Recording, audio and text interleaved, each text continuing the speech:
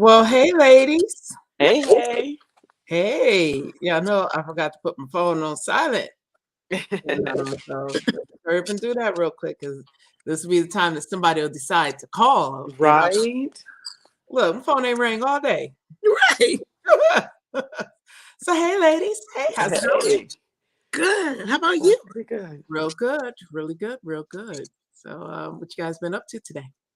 Uh, Working. A lot of bit of working, huh? Right. A lot of it, doing a lot. Right, Doing some research right. for a Black History person. So Okay. just reading different things and trying to decide which one I wanted to do. So I found who I wanted to do. It's a little change from the other weeks, but Right. Yeah. Getting it together, getting it together. Well, welcome to the Praise Reporter. Today is February 23rd, 2022. So yesterday was the day of twos, right? Yeah. Everything I watched, everything I saw was talking about all of the twos, 222, 22. Today is 223, 22. So they said starting yesterday, the next 8 days are palindromes, right? So read them forward Mm-hmm. and read them backward. It's the same thing. Palindrome. So 223, 22. You read it back is 223, 22. Yeah, so neat, isn't it? So yeah, that's cool.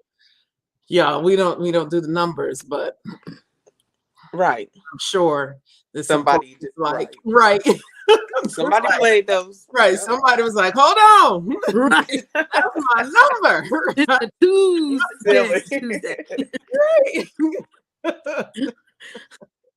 All right. So anyway, welcome to the Praise Reporter. We are a ministry of the Sanctuary of Praise International Ministries. Our pastor is Bishop Dr. William B. Smith Sr. Our assistant pastor is First Lady Dr. Sherlyn M. Smith. We are located at 35 McNaughton Street in Akron, Ohio. Hey, Daddy. Hi, Daddy. 35 McNaughton Street, Akron, Ohio. Our service times on Sunday morning, we have service at 11 a.m. We are in person. You're welcome to join us. Come on in. We're having a good time. We had y'all. Mom. The video from this past Sunday. Just check it out. Check the video from this past Sunday. We had a good old worshiping time. Oh, yes. Thank you, The Lord Jesus. met us in the sanctuary. Yes, he did. Yes, he He did. met us, and y'all, I'm grateful. Yeah. I know I'm not the only one that needed. Yes. I needed it. I needed to meet the Lord. Oh, yes. Right. So service time 11 a.m. every Sunday morning. You're welcome to join us in person or online here, either on Facebook or YouTube Live. We have Bible study every Wednesday evening at 7 p.m. on Zoom. We do post that link on Facebook, and you're welcome to join us. So yeah, it's Black History Month. It's still Black History Month. Yes. Still Black History Month. We still got 5 more days of Black History Month, right? Yeah. Right. 5 more days of Black History Month. But like we said, what, 2 Wednesdays ago, we're going to take a Wednesday, one of our praise reporter every month. We are going to celebrate Black History Month. So Amen. keep thinking about how you want to honor any Black historian, any Black person, Yes. how you want to honor them. We are going to pick a Wednesday every month, and we'll let you know the Wednesday before that the following Wednesday will be our Black History celebration. We're going to do one month for the rest of the year. We'll just continue it, right? Amen. Because as we said last year, this year, Black history is our history every day. Every day. Every day, right? Absolutely. So we have chosen to pick a few honorees, right? Yeah. For Black History Month. So who's going first? That's what we've been doing all month. First, okay, wait a minute. I've been doing a recap. So let me do a recap. All right. I had to write it down because y'all, I'm getting a little younger, as First Lady say, and I don't remember stuff like I used to. So February 2nd, our first Wednesday, Dana talked about the Crown Act, which was, y'all, I've been wearing my fro all yes, sister. I'm wearing it almost long. So the Crown Act, where that's discrimination of your hair, wearing your natural hair in the workplace, right? Right. About that, Melinda spoke about Mother Jackson, how she was on last year with us. And so about family history and how important family history is. And then I talked about Solomon Carter Fuller, who was the first American psychiatrist, and he was a pioneer in Alzheimer research. Then on February 9th, we talked about Melinda brought Dr. James McCune Smith, who's the first African American physician. And then I talked about two doctors, Dr. Rebecca Lee Crumpler, who's the first African American woman to earn a medical degree, and Dr. Rebecca Cole, who was the second African American woman to receive a medical degree. And then last week, Melinda talked about Dr. Charles Drew, who was the blood bank pioneer, right? And I talked about Deja Taylor, who invented sutures that change colors to detect infection. So I think that's three cuts. That's all 3 Wednesdays, right? Yeah. Mhm. Yeah. All right. So now we're here. So February 23rd. Who's going first? February 23rd. I'll go first. You go first? Okay. Yeah. So I have this thing with horses. Love horses. Didn't realize I love horses until I started working for a horse place. Right. But I love horses. Last year talked about equine therapy. I'm a big proponent of equine therapy. I love equine therapy. So going along a little bit in that route of horses, not equine therapy, but horses, and talking about black cowboys. I started looking at black cowboys. It's interesting, and I think last year I talked about African Americans in the horse industry and cowboys and riding and events and everything like that. Today I want to talk about a rodeo cowboy, 2 rodeo cowboys. One, his name is Bill Pickett. When I was reading about him, one thing, a statistic that came up in American history, 1 out of 4 cowboys have been black. So 25% of the cowboys in American history are black, except we don't hear about that. It's not in our books, of course, and we don't hear about that. But no, if you want to be a black cowboy, you better be a black cowboy. So anyway, talking about Bill Pickett, he was born in 1970. He was a former slave. And this was very interesting also. Former slave, and he was one of the most famous early rodeo stars. One thing they said, the reason why there were so many black cowboys is because Texas came into the Union kind of late. And when they went out to war, all of the white people, they went out to fight. All of the white men, they went out to fight. And so who would they leave in charge of their horses and in charge of their cattle and in charge of their bulls? Their black slaves, And so when they came back from the war, once slavery was over and once it finally got to Texas, Juneteenth people, once it finally got to Texas, they found that they needed help, with their cattle and their herd and their horses. But the slaves were free. So then they had to end up paying these same slaves that learned it on the land. Ain't God good? Had Run to me end my up money. paying them. And because it was such a great work, they had to pay them good money, not like just a little cents here and there, but they had to pay them good money. And so you have good cowboys, African American black cowboys working the land, getting paid for their work and everything. And so Bill Pickett, he was one of them, became a rodeo star. He came up with bulldogging, and he learned about bulldogging. He watched how the dogs would bring in the steer and bring in the bulls by biting the bull's lip, by biting the cow's lip, and that's how they would control them. And so he invented a technique called bulldogging, and that's how they would do it with rodeo. That's how they would subdue and wrestle down the steers and the bulls. And it is still used to this day. Wow. So Bill Pickett, a former slave that God blessed, and used and still used to this day. I'm going along with that. Another person real quick. His name is Cleo Hearn. And I'm sorry, going back to Bill Pickett. In 1972, 40 years after Bill's death, he was the first black honoree to be put into the National Rodeo Hall of Fame. And again, bulldogging is still around today, being used today. Cleo Hearn, he is also a black cowboy. I love it. And he started Cowboys of Color Rodeo, and that's still going on today. And he, what it was for is for children of color, not just black, but any person, male, female, black, Latino, Asian, any person of color to get interested in the rodeo. And they go around touring and having classes and events, teaching people of color, our people, about the rodeo.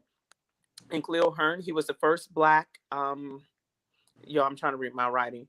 He was the first black to win calf roping, first African American to win calf roping, first African American to receive a full ride scholarship for rodeo. Wow. Right? And he's the one that appears in the Pepsi commercials and the Ford commercials. He was the first black Marlboro man, yeah. Ah, Right, in the Levi's commercials and things like that. nice. So I have this love for horses and rodeo and all that stuff that I never knew until where I started working. And I just find all of this interesting, in rodeo and watching it on TV and seeing that our people, we learned and we did. Don't let anybody tell you that you're not as smart as the other person because of your color. The devil is a liar. Yes, he is. And so that's how they learned, and then they were paid for it. So Hey, those are my mama. two people. Yeah, Right. Bill Picken and Cleo Hearn. Nice. Love it. Wow. Love it. Love it. Yes. Good. Bill Pickett, Info. Leo Hearn. Black Cowboys. You're gonna have to tell me where that rodeo Right, is. Black I want Cowboy. to where that rodeo is when they had that next rodeo. Okay, we might Yeah. have a trip. I want to go. We see when we have rodeos going on and everything, that's something that we would keep track of. Yo, I want to go to a rodeo. I do. I want Me to too. go to a rodeo. I I used want to to go to barrel racing. be.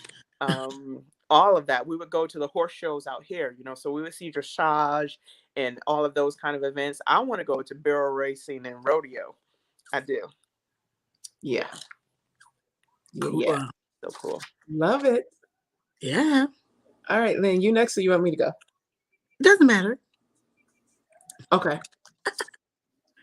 All right. Well, I'll go. And we have some submissions. Oh, yeah. Lee was watching last week, and she helped us with some info last week. We were talking about how much brain use we use and all of that. And Debbie submitted some information. She emailed us some information. So I'm going to read some information that Debbie submitted. So we thank you, Debbie Lee, for participating in our Black History Month. And as we said, we're going to pick a Wednesday for the rest of the month, one Wednesday every month. So Sister Debbie Lee submitted Garrett Morgan. Mm-hmm. He was born in Kentucky on March 4th. He's a March baby. Whoop, whoop. He was an Ohioan. He was from Ohio, right? Had a 6th grade education. Later in life, he hired a tutor to continue his education. He opened Morgan's Cut Rate Ladies Clothing Store in 1909. Never knew that. He has some streams, y'all. That's what, right? He had multiple streams of income. And he launched G.A. Morgan Hair Refining Company in 1913. He received a patent for his smoke hood, which is the precursor to the gas mask, right? Yes. Yeah. And in 1914, he founded his National Safety Device Company.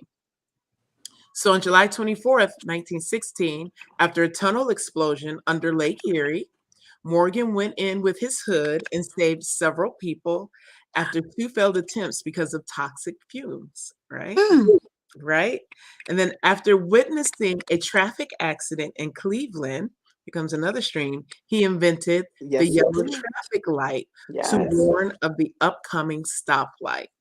He was reportedly the first Black man in Cleveland to own a car also. So Morgan was a member of the NAACP. He was active in the Cleveland Association of Colored Men. He gave to Black colleges and founded a newspaper, the Cleveland Call, which is later named the Harlem Post. Post. And Wow. so, yep, Mr. Morgan passed away on July 27th, 1963. Yeah, he had multiple streams. Yes, he did. Look, Mr. Garrett Morgan, y'all. We present to you Mr. Garrett Morgan. Wow. Right? Yes. And now the traffic light is all over the world. All over. Gas All over. Isn't that all over the amazing? world. Right. The gas mask. The is gas right. mask. Gas mask is all over the The world. world. Right? Yes. We need Black people. Look. So, It's just right. Sister Debbie submitted Bessie Coleman, Oh yeah. who was the first licensed Black pilot in the world. She went to flight school in 1919 in France, and she wasn't recognized as a pioneer in aviation until after her death. wow. And then she played an important role paving the way for the Tuskegee Airmen, Blackbirds, and the Flying Hobos, right? So Bessie Coleman, first Black pilot. Yes, ma'am. Yes. And then lastly, Debbie submitted the practice of vaccination was brought to America by an enslaved Black man named Onesimus. Onesimus was bought for a Puritan minister in 1706 by the name of Cotton Mather. In 1721, smallpox broke out in Boston and was killing many people. Onesimus told Mather of the practices of inoculations that had been used in Africa for centuries. Centuries. Used Wow. in Africa for centuries, right? Despite Mather's distrust for Onesimus, he took the idea to Dr. Zabdiel Boylston, who, despite a major pushback, succeeded in successfully inoculating 240 people. Onesimus, Wow. Look. right? Yes. They Isn't need that us. something? Right, they need us. The world needs us. The The world. world. Yeah. Needs us. And so lastly, I want to talk about Dr. Alexa Kennedy. She is the first African-American woman neurosurgeon. She's still living, right? So she was a pioneer in time for, let me go back to my writing. First American woman in the US to become a neurosurgeon. She practiced pediatric neurosurgery also, right? One thing that I really loved, I was reading about her, is that she almost dropped out of undergrad. Yeah. Just because of some self stuff going on. She almost dropped out, and she pushed and pushed. I'm glad she pushed. A neurosurgeon, right? I'm glad she pushed. I love it, absolutely love it. Such an inspiration. Such an inspiration. So she graduated from the University of Michigan in 1971 with a degree in zoology. And then she attended summer programs in genetics for minority students and fell in love with medicine. Yeah. So she went on to graduate cum laude. You say cum laude or cum laude? Cum laude from College of Medicine at the University of Michigan. She wanted to become an internist, but she was intrigued by neurosurgery. Yes. 2 years of medical school. So that's how she got led into neurology or neurosurgery. And she began her residency in 1976, the University of Minnesota. Been practicing neurosurgery. She was the chief of neurosurgery at Children's Hospital of Michigan. So she cared for young patients facing life-threatening illnesses, gunshot wounds, head trauma, and all of that head stuff, right? Yeah. Wow. She retired from her position in 2001, right? And relocated to Florida. Snowbird. She went to Florida, right? But when she moved to Florida, she learned that there were no pediatric neurosurgeons in her immediate area. Oh, wow. So she began to practice part-time in Florida because there was a Love need, it. right? Because there was a need. So then she officially retired the second time in 2012. So I present to you, Wow. Let it go, girl. Close to her. right, Dr. Alexa Kennedy. Yes. Right. Right. Yes. Right. I love it. Love it. Okay, then I'll turn it over to you. Okay. So I decided to put a twist on it and kind of slide away from medicine. And we love fashion. We like the way we look. We like clothes, shoes, the whole shebang. So I chose Zelda Barber Wynn Valdez. And she was born June 28th, 1905, in Chambersburg, Pennsylvania. And she was an African American fashion and costume designer. In 1948, Valdez was the first Black-owned designer to open the first Black-owned business on Broadway in New York City, which is now the area is called Washington Heights. So on Broadway in New York, she decided to do not only just beautiful dresses, but costumes. Yes, on Broadway. Yes, and she sold her dresses to movie stars such as Dorothy Dandridge, the opera diva Jessie Norman, and singer Gladys Knight. And she dressed the entire wedding party in 1948, the wedding of Maria Ellington, which is AKA known as Maria Cole and Nat King Cole's wedding. Okay. She also, in addition, she did celebrity clients such as Josephine Baker, Mae West, Ella Fitzgerald, and Eartha Kitt, and Marian Anderson. In 1994, Valdez told the New York Times that she only measured Ella Fitzgerald once. So for the next 12 years, when she made her dresses, she did it merely on imagination. Like all her designs, she kind of like placed in her head. She had a whole lot of information about herself, which was really interesting. But to be able to make dresses for 12 years and I only measured you once and I'm still making these beautiful gowns for you. Then she later started working with the Dance Theater of Harlem. Okay. She was making costumes. She even was asked by Hugh Hefner to do the Playboy Bunny costume. So she was the one who made it. They loved how she did it and they kept making it after that.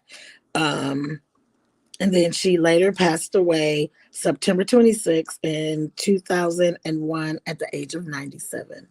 Wow. She even made her way to the White House and made a couple dresses for a few presidents' wives. Okay. But it was so much, so I was trying to write and pick and skim through. But her name is Zelda Barbara Wynn Valdez. And if you get a chance, go look her up and read more about her. But she was very creative. And she even had a small team of 9 to help her get the dresses done. And she back then was charging $1,000 for her dresses and costumes. Mm-hmm. And I saw a few pictures, and there was one particular costume, but it didn't say who the person was. When I say elegant, pretty, like a powder blue satin dress with all the black design on it, and it had a coat was just as long, or a cape that was just as long as the dress for like a formal or a really elegant, like Broadway, like red carpet, like they would call today. And some of the sweetheart cut dresses, she started that design. Yeah, that a lot of women use for their wedding dresses. Right. So really, really interesting. I was like, this is so good. Like just reading all the information, all the lives that she touched. Right. Yeah. So great. So great, y'all. All right. So good. I love it. I love Black History Month. I love Black History Month. Look forward to it every year. So great. And we are over time, so I'm about to run through this real quick. It is 6:32. So we want to thank everybody. We want to thank you for joining us this month of Black History Month, celebrating Black history. You'll notice that a lot of our people, we were talking about Black health and wellness because that was the theme for 2022. So we did a lot of focus on Black health and wellness. I will say we as African Americans, men and women, need to make sure we focus on our health and wellness. And again, that's mental health, that's physical health, both. Focus on that. Let's get our bodies together, right? Our minds together. And it's okay for us to do that, right? Find you a doctor, find you a psychiatrist, a therapist, and take care of yourself. I urge every African American to take care of yourself. Use every opportunity that you have, use every avenue that you have to care for your being, for your body. All right. So thank you for joining us this month of February, Black History Month 2022. We've had a great time. Like I said, we'll continue it once a month for the rest of the year. We are a ministry of the Sanctuary of Praise International Ministries. Our pastor is Bishop Dr. William B. Smith Sr. Our assistant pastor is First Lady Dr. Sherilyn M. Smith. You are welcome to join us every Sunday morning at 11 a.m. We are in person and we are online on Facebook and YouTube Live. We will have Bible study immediately. Well, at 7 p.m. we'll have Bible study. But immediately following this, and it should have started already, we have a conference call for intercessory prayer. We have that every Wednesday evening at 6:30. So that's why I'm running through this real fast because we're over time. But I've had such a great time. And thank you for submitting, Sister Debbie, again. Thank you for submitting your information. Again, I hope I did it justice. Hope we did it justice. But thank you for submitting your information for that History Month. And thank you all for joining us. Join us for Bible study at 7 p.m. on Zoom. You can get that link off of Facebook. And so we look forward to seeing you next week. I don't know what we're going to talk about. I don't know what the month of March is for, but sometime again next month we'll be doing Black History. Oh yeah, we'll talk spring. We'll talk spring. All right, y'all. We'll talk spring and March babies because they're different. Yeah, they're a different breed. They're a different breed. So we'll talk that next week. All right. So again, thank you for joining us, and we will see you all next week. Ladies, see you next week. Bye, everyone. Bye.